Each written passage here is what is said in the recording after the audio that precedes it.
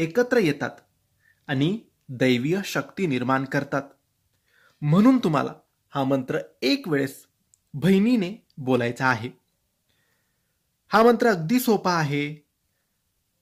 हा मंत्र बोलल्याने भावाचे दीर्घायुष्य वाढते, त्याचे रक्षण होते, भावा बहिणीचे नाते टिकून राहते आणि दोघांना समृद्धी प्राप्त होते. तर जेव्हाही बहीण भावाचा राखी बांधेल भावाच्या मनगटावर, तेव्हा बहिणीने बोलायचं आहे, येन बधो बली राजा दानवेंद्रो महाबला तेन त्वाम प्रतिबद्धनामी रक्षे माचल माचल. फक्त एक वेळेस बहिणीने भावाच्या मनगटावर राखी बांधताना हा मंत्र बोलायचा आहे आणि भावाच्या दीर्घायुष्यासाठी, रक्षणासाठी, प्रगतीसाठी, सुख समृद्धीसाठी प्रार्थना करायची आहे. धन्यवाद. श्री स्वामी समर्थ.